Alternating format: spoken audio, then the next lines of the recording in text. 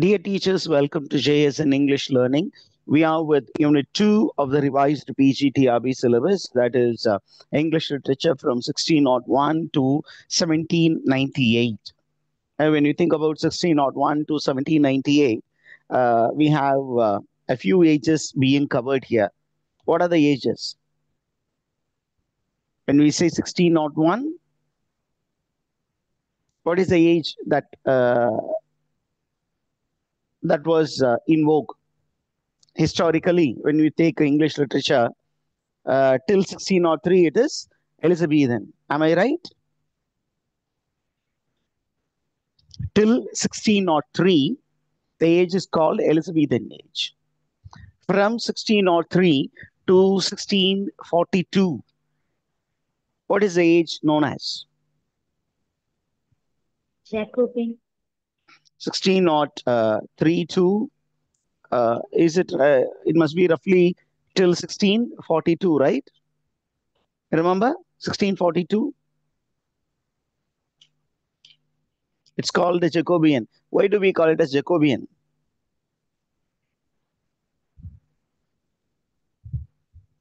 King James King James the First ruled England, and it is called the Stuart line.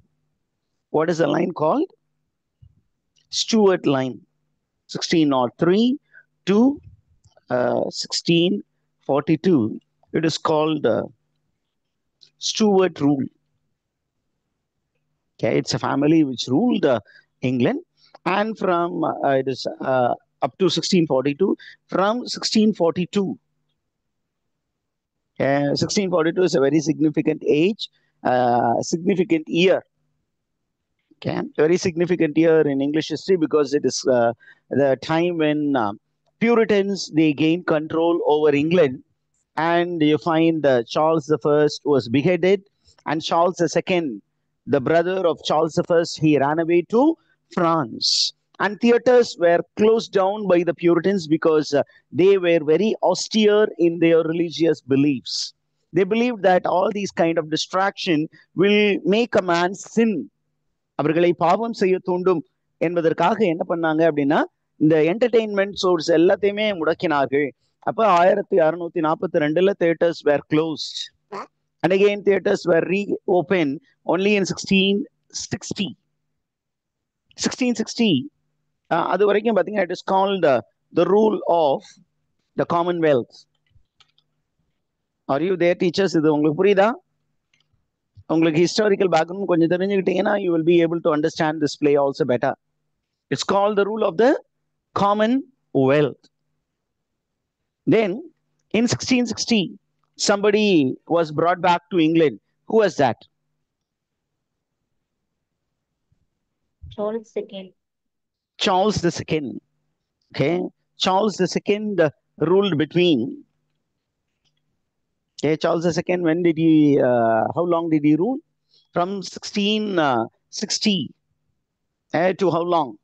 To 1685. Okay, 1660 to 1685. Okay, it was the rule of Charles II. And why should we speak about all these things? Because the present play deals with this particular period, the rule of Charles II. Okay, it deals with Charles I. Why Charles I was dethroned by the Commonwealth, and what happened when Charles II became the king. அந்த மாதிரி விஷயங்கள்லாம் இந்த பிளேக்குள்ளர வருது. And this age, the age of Charles II, and a few years after, it is called the Restoration Age. How do we call it in English history? என்ன ஏஜ்னு சொல்றோம் இத? It's a restoration age. ரொம்ப ரொம்ப முக்கியமானது. Restoration age. அந்த restoration ageல ரொம்ப நிறைய play rights இருக்காங்க. அந்த லேட் ரெஸ்டரேஷன் ஏஜ்ல ரொம்ப முக்கியமான ரைட்டர் ஜான் ரைடன். லேட் ரெஸ்டரேஷன் ஏஜ்ல ரொம்ப முக்கியமான ரைட்டர் வந்து ஜான் ரைடன். இப்போ ஜான் ரைடனை பத்தி நம்ம ஏற்கனவே இன்ட்ரோடக்ஷன்லாம் பார்த்துருக்கோம் ஆல் ஃபார் லவ்ல. இப்போ நமக்கு ஒரு பிளே கொடுத்துருக்காங்க, ஒரு போயம் கொடுத்துருக்காங்க. It's a long narrative poem, it's a satire. இது எல்லா கேட்டகரியிலையும் வரும். It's a long narrative poem. என்னென்ன கேட்டகரியில வைக்கலாம்? It can be called as a narrative poem because it narrates a story. அதே நேரத்தில் it is a satirical poem. Why is it a satirical poem? அப்படின்னா it is attacking people or idea or behavior that the author thinks to be bad or silly. Particularly in the particular playல John Dryden என்ன பண்றாரு அப்படின்னா he is trying to speak against the Tories and their attempt to stop Charles II from becoming the king. அவர் டைம்ல historical happenings நிறைய இருந்தது. என்ன அப்படின்னா Charles II attempted to bring Charles I attempted to bring Charles II into England. Are you there, teachers? என்ன background அப்படின்னு நீங்க பாத்தீங்கன்னா அதுக்கு ஒரு பேக் ஸ்டோரி இருக்கு. ஹிஸ்டரியில நமக்கு England was basically what type of nation? It is a Protestant nation. இந்த கான்செப்ட் உங்களுக்கு புரிஞ்சுதா? England was basically a Protestant nation. அப்ப Charles I was a Protestant. And அவருக்கு அப்புறம் யாரு வந்து இங்கிலாண்டை ரூல் பண்றது அப்படின்னு பாத்தீங்கன்னா சார்ல்ஸ் II தான் ரூல் பண்ணி ஆகணும். ஆனா அந்த Charles II had converted himself into Roman Catholic faith. அப்ப the Roman Catholic faithல இருக்கக்கூடிய அவருடைய பிரதர். அப்ப நமக்கு ஒரு கொஸ்டின் வரும், அப்ப சார்ல்ஸ் I வந்து சன் இல்லையா அப்படின்னா he had only illegitimate son. Okay, illegitimate அப்படின்னு சொன்னீங்கன்னா he had a son but he was not a legal heir. அப்ப இந்த லீகல் ஹேர் வந்து நார்மலா என்ன அப்படின்னா இங்கிலீஷ் ரூல் படி ஒரு கிங் இருக்காரு அப்படின்னா அந்த கிங் உடைய சன்னு தான் எப்பொழுதும் கிங் ஆகணும். அதுவும் the son born of the legally wedded wife, he alone can become the king. And even if the king had many other sons who were not legally heirs, they cannot become the king. அப்ப நமக்கு Charles I ஒரு illegal Sun ஒருத்தர் இருந்தாரு, unlawful Sun ஒருத்தர் இருந்தாரு. அவரு என்ன பண்றாங்கன்னா இந்த இங்கிலாந்துல இருந்த அந்த டோரிஸ் என்ன பண்ணாங்க அப்படின்னா they were trying to promote him and they were trying to prevent the kingdom getting into the hands of Charles II who was a brother. ஏன் அப்படின்னா ஒரு அரசனுக்கு ஒரு லீகல் ஹேர் இல்லைன்னு வச்சுக்கலாம், அவருக்கு பொண்ணு இருக்கலாம், பொண்ணு இருந்தாலும் அந்த பொண்ணை வந்து குயின் ஆக்க மாட்டாங்க. அப்படிதான் வரலாறு இருந்தது. அப்புறம் நீங்க queen Elizabeth the first alone became the queen. ஆனா அதுக்கு முன்னாடி பாத்தீங்கன்னா நீங்க எப்படி இருந்தது? The situation was very very troublesome. A male and the male உடைய legal son alone can become the king. ஒருவேளை அவருக்கு லீகலா ஒரு சன் இல்ல, டாட்டர்ஸ் மட்டும் தான் இருக்காங்க அப்படின்னா அந்த மேனுடைய பிரதர் இருந்தாங்கன்னா the brother will be made the king. Okay, அப்ப சார்ல்ஸ் II என்னது, சார்ல்ஸ் I ஃபர்ஸ்ட் என்ன பண்ணிட்டு இருந்தாரு அப்படின்னா though he had illegitimate son, he was very keen in following the tradition. என்ன tradition? according to the custom, according to the tradition, அவருக்கு லீகலா Sun கிடையாது, டாட்டர்ஸ் இருந்தாங்க, இல்லீகல் சன் இருந்தாரு, அதாவது அன்லாஃபுல் சன் இருந்தாரு. அப்ப இவரை எப்படியா இருந்தாலும் கிங் ஆக்க கூடாதுன்னு முடிவுல சார்ல்ஸ் ஃபர்ஸ்ட் என்ன பண்ணாரு, தன்னுடைய பிரதர் ஜேம்ஸ் அவரை வந்து who later became Charles II of England, அவரை வந்து கிங் ஆக்கணுங்கிறதுல ரொம்ப முனைப்பா இருந்தாரு. ஆனா அங்க இருந்த Protestant senate parliament was against it. There were a few people who were supporting the king, okay, but a majority was against Charles II becoming the king because of one fact that he had converted himself to Catholic faith. ஒரு கேத்தலிக்க இங்க கொண்டு வர்றதா அப்படிங்கிறதுல ஒரு எதிர்ப்பு இருந்தது. இந்த எதிர்ப்பை அங்க இருந்த ஒரு சில political party, particularly the Tories, were supporting it, and this man Dryden was trying to say that it was very very silly. அத சொல்றதுக்கு ஒரு biblical story எடுக்கிறாரு. Okay, and Bible based character is Absalom and his his advisor is Asitophel, the evil advisor. அப்ப this particular poem is an allegorical poem. என்ன poem, teachers? Allegorical poem. ஏன் அப்படின்னா அதுக்கு surface level ஒரு story இருக்கும். Surface லெவல்ல ஒரு story சொல்லிட்டு இருப்பாரு. உள்ள டீப்பா பாத்தீங்கன்னா there will be another political connection, historical connection, real life connection ஒன்று இருக்கும். மேல வந்து ஏதோ ஒரு ஃபிக்ஷனல் ஸ்டோரி மாதிரி இருக்கும். உள்ள பாத்தீங்கன்னா அந்த ரைட்டர் வாழ்ந்த காலத்துல இருந்தக்கூடிய ஹிஸ்டாரிக்கல் ஹாப்பனிங்ஸோட ஒரு கனெக்ஷன் கொடுத்திருப்பாரு. That is called allegory. அப்ப the style that is adopted is satire. Satire means to make fun of, okay, the happenings around. அதனாலதான் அந்த சட்டையரிக்கல் போயம்னு சொல்றோம், நரேட்டிவ் போயம்னு சொல்றோம். அந்த ஸ்டோரி டெல்லிங்ல வந்து ஒரு பைபிள் பேஸ்டு ஒரு ஸ்டோரியை எடுத்து, பைபிள்லயும் இதே மாதிரி ஒரு கான்ஃபிளிக்ட் இருந்தது, அந்த கான்ஃபிளிக்ட்ல இருக்கக்கூடிய ஒரு ஸ்டோரியை எடுத்து அப்படியே இங்கிலாந்துல நடந்து கொண்டிருந்த அந்த பொலிட்டிக்கல் கான்ஃபிளிக்ட அப்படியே உள்ள புகுத்தி ஒரு ஸ்டோரி சொல்றாரு. அதனால இது இட்ஸ் அ அலிகாரிக்கல் போயம். நவ் சரி, இத என்ன மீட்டர் யூஸ் பண்ணாரு அப்படின்னு கேட்டீங்கன்னா, this poem was written using heroic couplet. Heroic couplet na enna? What do you mean by heroic couplet?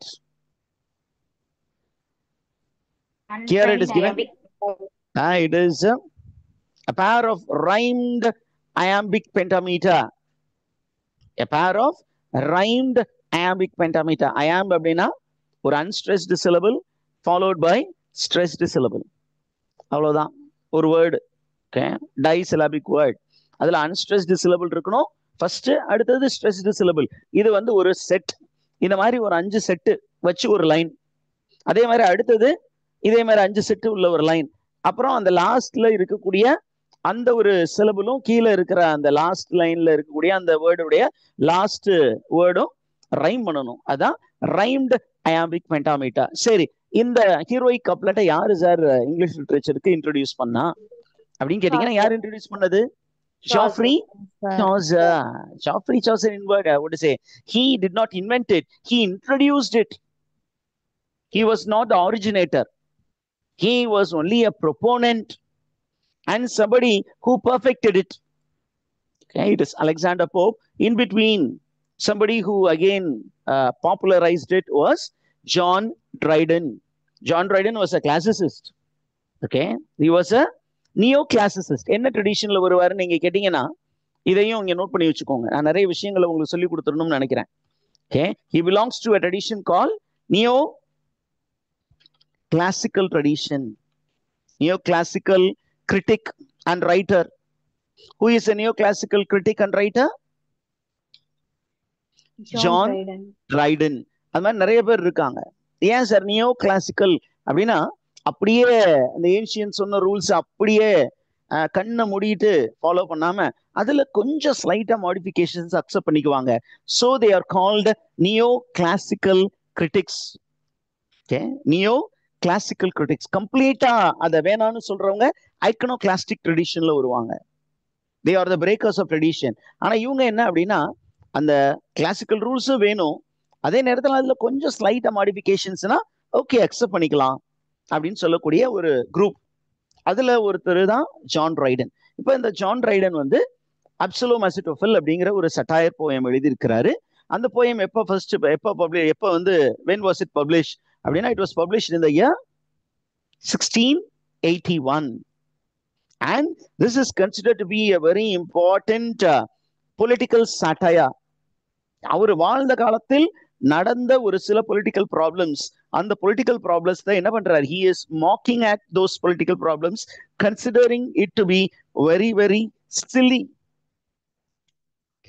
இதெல்லாம் ஒரு தேவையான விஷயமாயா? தேவையில்லாத விஷயத்த நீங்க ஊதி பெருசாக்கிக்கிட்டு இருக்கீங்க அப்படின்னு கிண்டல் அடிக்கிறதுக்காக எழுதப்பட்ட ஒரு ஒர்க் தான் Absalom அசிட்டோஃபெல். Though we call it as a political satire, how did Dryden call it? அந்த ஒரு 1681 அப்படின்னு நம்ம போட்டிருக்கோம் பப்ளிகேஷன். அந்த பப்ளிகேஷனுடைய கவர் பேஜ்ல பாத்தீங்கன்னா, Dryden has described this poem, this particular political satire simply as a poem. நம்ம அதை பொலிட்டிக்கல் சட்டையர்னு சொல்றோம், but according to Triton it is a poem, that's all. And it is an allegory regarding contemporary political events, and it follows the style of a mock heroic narrative. It follows the style of என்ன narrative, teachers?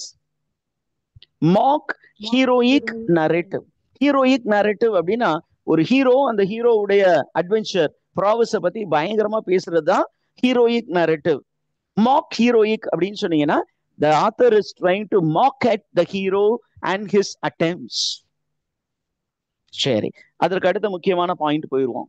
என்ன அப்படின்னு கேட்டீங்கன்னா, the contemporary problem இருக்கு. அவரு காலகட்டத்துல ஒரு பெரிய political problem நடந்துகிட்டு இருந்தது. அந்த பொலிட்டிக்கல் ப்ராப்ளத்தை இன்டைரக்டா ஒரு பைபிள் ஸ்டோரிக்குள்ளார திணிச்சு அவங்க அவர் வாழ்ந்த காலகட்டத்தில் இருந்த ஆடியன்ஸுக்கு கொண்டு போய் சேர்த்தாரு.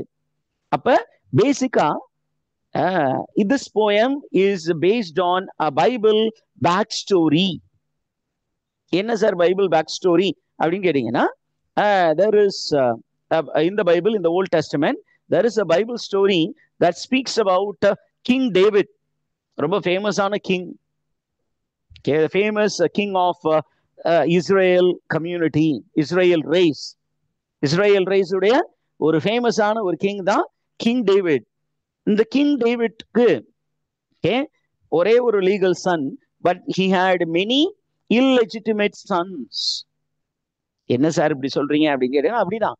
என்ன அப்படின்னு கேட்டீங்கன்னா, David had a legal son, legal heir. அது ஃபர்ஸ்ட் ஒய்ஃப் இருக்காங்க இல்லையா? ஏன்னா நீங்க ஜூயிஷ் பேக்ரவுண்டும் சரி, இந்த கேத்தலிக் கிறிஸ்டியன் பேக்ரவுண்ட்லையும் பார்த்தீங்கன்னா, only a man has to have only one wife.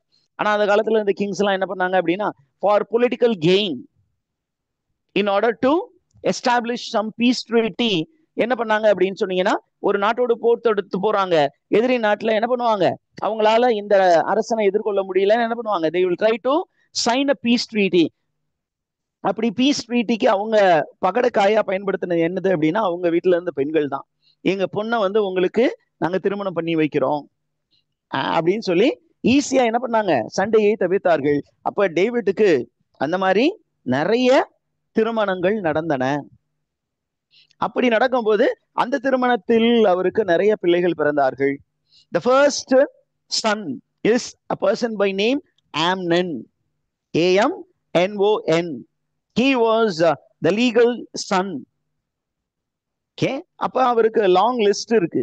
அதுல the third in the list is Absalom. Absalom, what is the rank of Absalom in the order of the sons of David? Third son. Third son. But Absalom was very dear to King David. Absalom was very dear to King David. Okay, அந்த Bible ஸ்டோரியும் இங்க வரக்கூடிய ஸ்டோரியும் confuse பண்ணிக்க கூடாது. அதனாலதான் நான் first Bible back ஸ்டோரியை நான் அடுத்தது நடத்துவேன். அதுக்கு முன்னாடியே கொஞ்சம் லைட்டா உங்களுக்கு டச் பண்ணிடுறேன். பைபிள்ல கிங் டேவிட்னு ஒருத்தர் இருந்தாரு. அவருக்கு ஒரே ஒரு லீகல் ஹேர், மற்ற எல்லாருமே இல்லெஜிட்டிமேட் சன் தான். அப்படி லீகல் ஹேரா இருந்தவர் உயிரோட இருந்தாரா அப்படின்னு கேட்டீங்கன்னா இல்ல. ஏன் அப்படின்னு கேட்டீங்கன்னா, அந்த ஆம்னன் ஒருத்தர் இருந்தாரு. இந்த ஆம்னன் என்ன பண்ணாரு அப்படின்னு சொன்னீங்கன்னா, he was a man who was a womanizer. அப்ப அவருக்கு என்ன மைண்ட் செட் அப்படின்னா, அவருக்கு ஒரு பியூட்டிஃபுல் கேர்ள் பார்த்துட்டாருன்னா he wants to enjoy the girl. Sexual enticement, ஒரு செக்ஷுவல் அட்டாச்மெண்ட் இருக்கும். நார்மலா ஒரு கேர்ளை பார்த்துட்டாருன்னா அந்த கேர்ளை எப்படியாவது he will try to seduce the girl. அப்படி அவரு கண்ணுல சிக்குனது யாரு அப்படின்னு கேட்டீங்கன்னா, அந்த கிங் டேவிடுடைய வேரியஸ் வைஃப்ஸுக்கு ஒரு டாட்டரும் ஒருத்தவங்க பிறந்தாங்க. her name is Tamar. அந்த தாமாருடைய அவரு ரொம்ப அழகான ஒரு பெண்மணி. இப்ப தாமாருடைய அந்த கிங், அந்த பிரின்ஸ் இருந்தாலே ஆம்னன், அந்த ஆம்னனுடைய பார்வையில யாரும் விழுந்தாங்க, தாமாரும் விழுந்தாங்க. And that man was convinced that Tamar was not his own sister. She is only a stepsister. என் கூட பிறந்த தங்கை இல்ல, வேற ஒரு லேடிக்கும் எங்க அப்பாவுக்கு பிறந்தது தானே, அதனால இட்ஸ் நாட் அ கிரைம் அப்படின்னு சொல்லிட்டு என்ன பண்ணாரு, he deceived King David to allow Tamar to come and serve him. He feigned to be sick. அப்ப என்ன சொன்னாரு அவங்க அப்பா கிட்ட, அப்பா நான் சிக்கா இருக்கேன், சிஸ்டர் கொஞ்சம் எனக்கிட்ட அனுப்பி விடுங்க, எனக்கு கொஞ்சம் பணிவிடை செய்யறதுக்கு அப்படின்னு சொன்னோன்னா கிங் டேவிட் என்ன பண்ணாரு, சிஸ்டர் தானே அப்படின்னு அனுப்பி விட்டாரு. ஆனா அவர் என்ன பண்ணிட்டாரு, he raped Tamar, the rape of Tamar அப்படின்னு ஒரு நிறைய ஒர்க்ஸ் எல்லாம் இருக்குன்னு வச்சுக்கோங்களேன். அப்ப இந்த when he raped Tamar, after the rape he did not take responsibility for his action. Who did not take responsibility for the action? Amnon. Amnon, the legal heir to King David. இப்போ நம்ம ஆப்சலோமுக்கு இது பொறுக்க முடியல. ஏன் அப்படின்னா he was the step brother to Amnon. அதே நேரத்துல Tamar was in a way his sister. He could not accept this particular rape of Tamar. அதனால என்ன பண்ணா, he was looking for a chance to revenge Amnon. And what did he do? He killed Amnon. When he killed Amnon, everybody was shocked, and even King David was shocked. King David என்ன பண்ணாரு, immediately he banished Absalom from the kingdom. But he was really very much pained when he banished Absalom. சரியா, Absalom அந்த அளவுக்கு love பண்ணாரு, அவருக்கு தேவையான எல்லா விஷயமே செஞ்சு கொடுத்தாரு. ஏன் அப்படின்னு தெரியும்னா அவருக்கு ஒரு விஷயம் தெரியும், என்ன அப்படின்னா after him Absalom cannot become the king, but still Absalom was very dear to King David. இந்த இன்ஃபர்மேஷன் புரியுதா டீச்சர்ஸ்?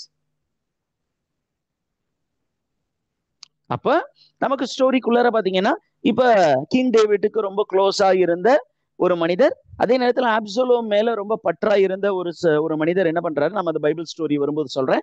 அந்த மனிதர் என்ன பண்ணாரு, he pleaded with King David and brought back Absalom to Israel. திருப்பியும் கூட்டு வந்துட்டார். கூட்டு வந்ததுக்கு அப்புறமே கிங் டேவிட் அவாய்டட் அப்சலோம், அவரை நேரா பாக்குறதையே அவர் தவிர்த்தாரு. ஏன் அப்படின்னா அவருக்கு ஆம்னனை கொன்னதுனால டேவிட்டுக்கு அப்சலோம் மேல கோவம். இப்ப அப்சலோம் இருக்கார் இல்லையா, Absalom was a gem of a person. He is a very young man, a man with a ruddy complexion, நல்ல fair complexion, a fair youth with a long hair, very handsome. அதே நேரத்துல he was the beloved of the people. People loved Absalom very much. அப்ப நம்ம king David இருக்காருல்ல, அந்த king டேவிட்டுக்கு நிறைய political enemies இருந்தாங்க. இவங்க எல்லாருமே they were not outside the country, some of them were inside the country. They were feigning to be the friends of King David. டேவிட்டுக்கு நாட்டுக்கு வெளியிலையும் விரோதிகள் இருந்தாங்க, நாட்டுக்குள்ளறைய நண்பர்கள் என்ற முகமுடியில் ஒரு சில எதிரிகள் உலாவி கொண்டிருந்தார்கள். அப்படி இருந்த ஒருவர் தான் அசிட்டோபெல். அந்த அசிட்டோபெல் என்ன பண்ணாரு, மெதுவா அப்சலோமுடைய மைண்ட பாய்சன் பண்ண ஆரம்பிச்சாரு. என்ன பண்ணாரு, you have all the right to become the king அப்படின்னு அவர் என்ன பண்ணாரு, அப்சலோம பாய்சன் பண்ண ஆரம்பிச்சாரு. என்ன சொல்லி பாய்சன் பண்ண ஆரம்பிச்சாரு அப்படின்னா, your father King David is a very good king, we don't deny that, but he is not the same good king as he was in the past. In the present he has changed a lot அப்படின்னு ஒரு விஷயம். அப்ப இந்த மக்களுக்காக உன் அப்பாவுக்கு எதிராக நீ என்ன பண்ணும், போர்க்கொடி உயர்த்த வேண்டும் அப்படின்னு சொன்னாரு. Absalom initially he was very skeptical, but later he was convinced by Ahithophel, so he led a rebellion against King David. இது புரிஞ்சதா டீச்சர்ஸ்?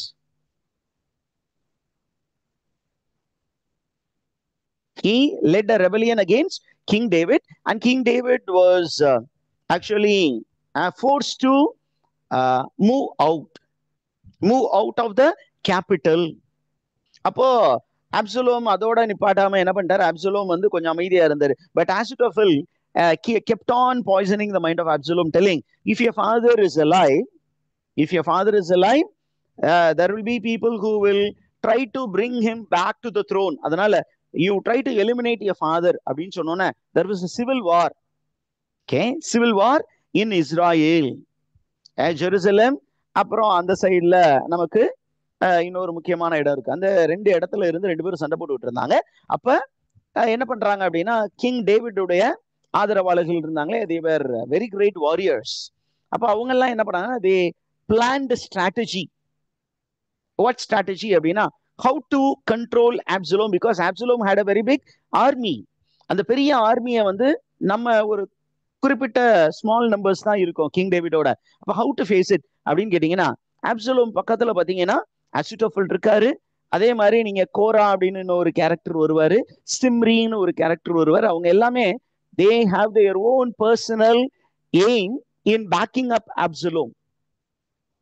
Okay, அதுல அசிட்டோஃபலுக்கு மெயின் அவர் தான் மெயின் வில்லன். அவருக்கு என்னன்னா, அவருக்கு கிங் ஆகணும்னு ஆசை. ஆனா எந்த காலத்திலும் அவரு கிங்கா டைரக்ட் ஆக முடியாது. அப்ப அவரு கிங் ஆக முடியாத பட்சத்துல யாரோ ஒருத்தரை என்ன பண்ணணும், must use him as a shield and he must rule the kingdom. அப்ப ஆப்சலோம் ஒரு பப்பட்டா கையில வச்சுக்கிட்டு அந்த இஸ்ராயல் ரேஸை ரூல் பண்ணணும்னு யார் ஆசைப்பட்டா? who was ஆஸ்ட்ரோஃபல் ஆசைப்பட்டாரு. அதனால என்ன பண்ணாரு, ஆப்சலோம் கிட்ட சொன்னாரு, கிங் டேவிடை எலிமினேட் பண்ணு அப்படின்னு சொல்லும் போது, கிங் டேவிட வந்து இப்ப தனியா இருக்காரு. அவர் வந்து is almost fugitive running for his life. அப்ப கிங் டேவிட் கூட இருந்த நண்பர்கள் என்ன பண்றாங்கன்னா, they are telling better we will plan a war strategy. என்ன war strategy அப்படின்னா, ஆப்சலோம் has very good warriors. ஏன் அப்படின்னா அது கிங் டேவிட் கிட்ட இருந்தவங்க தான். அதனால அவங்க எல்லாரையுமே இப்ப ஆப்சலோம் பக்கம் இருக்காங்க. ஒரு குறிப்பிட்ட நம்பர் மட்டும் தான் கிங் டேவிட் இருக்காங்க. இருந்தாலும் அவங்க எல்லாருக்குமே தெரியாத ஒரு சில வார் ஸ்ட்ராட்டஜிஸ் வந்து கிங் டேவிட்டுக்கும் அவருடைய க்ளோஸ் அசோசியேட்டுக்கு மட்டும் தெரியும். என்ன அப்படின்னா, king David is a very great warrior. ஏன் அப்படின்னா பெரிய கோலியாத்தையே போட்டு தள்ளினவர். அப்புறம் யூ ஹேவ் கிங் சால், அவரையுமே எலிமினேட் பண்ணிட்டு தான் king David became the king and he was the chosen one of God. அப்ப அவருக்கு வார் ஸ்ட்ராட்டஜி தெரியும். என்னன்னா, அவருக்கு ஃபாரஸ்டுக்குள்ளார உள்ள பூந்துட்டாருன்னா, பர்டிகுலர்லி ஃபாரஸ்டுக்குள்ளார இருந்து சண்டை போட்டாருன்னா nobody can defeat him. அப்ப king David and his associates they decide to invite Absalom to come to the forest of Ephraim. எந்த காட்டுக்கு வர சொல்றாங்க சண்டைக்கு?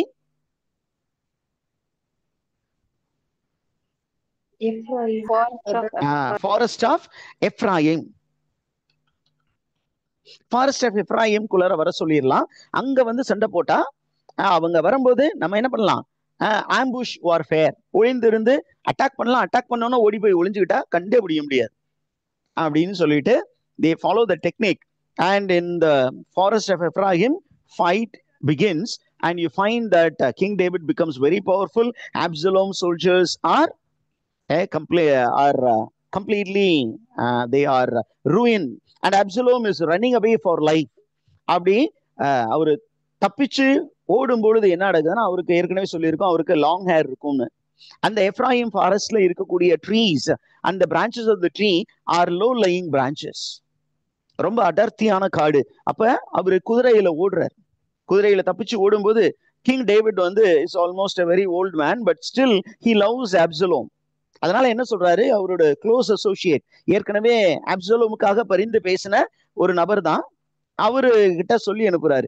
என்ன அப்படின்னா, you try to capture Absalom and see to that nobody harms Absalom அப்படின்னு சொல்லி தான் அனுப்புவாரு. ஆனா என்ன நடக்கும், ஆப்சலோம் தப்பித்து ஓடும் பொழுது என்ன ஆகும், அந்த குதிரை வந்து வேகமா போகும்போது இவருடைய முடி வேகமா பறக்கும். and the hair gets entangled in the lowest branch and the steed runs away, the horse runs away and Absalom keeps hanging when all the others desert him. அவரு கூட இருந்த சோல்ஜர்ஸ் எல்லாம் கொஞ்சம் பேரு டெசர்ட் பண்ணி ஓடி போயிடுறாங்க.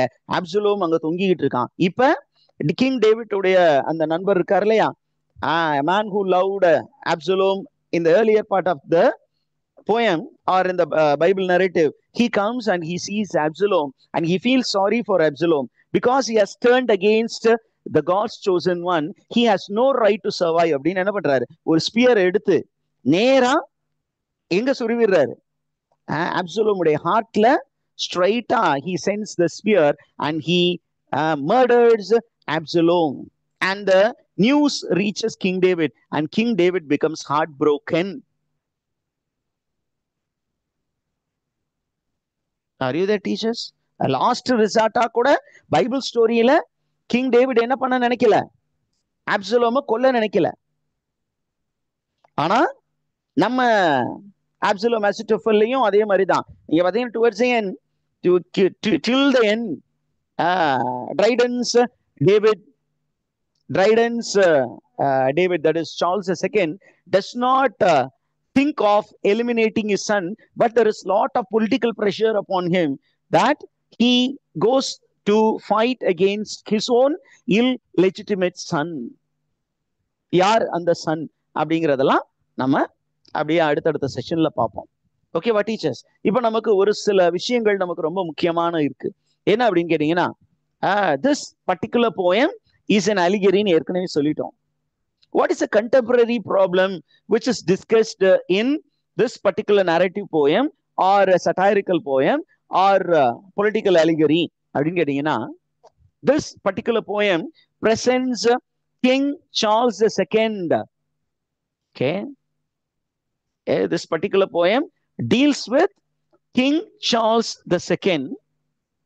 Okay, and it also deals with two other important events. One is the exclusion crisis, okay, which was a move made by one or two politicians in England to exclude King Charles II from becoming the King of England because he was a Catholic.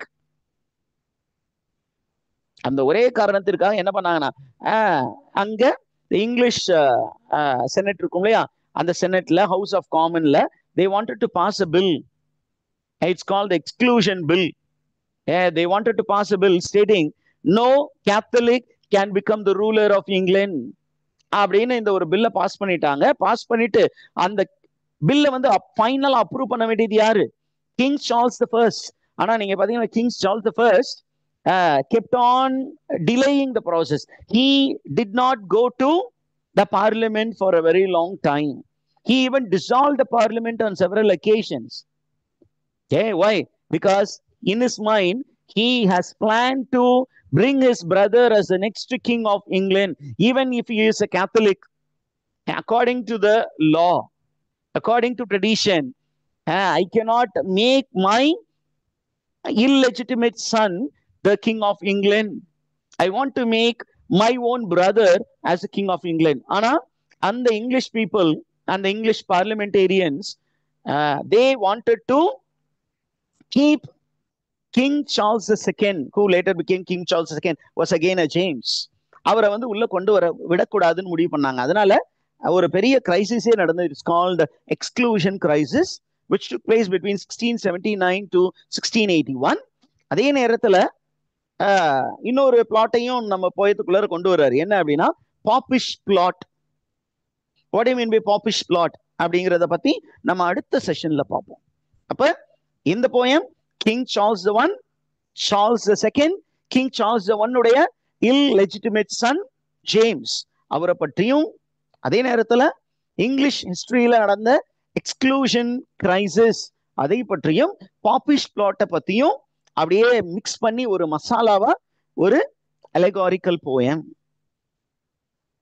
Okay, did you understand all these things, teachers? Yes, sir.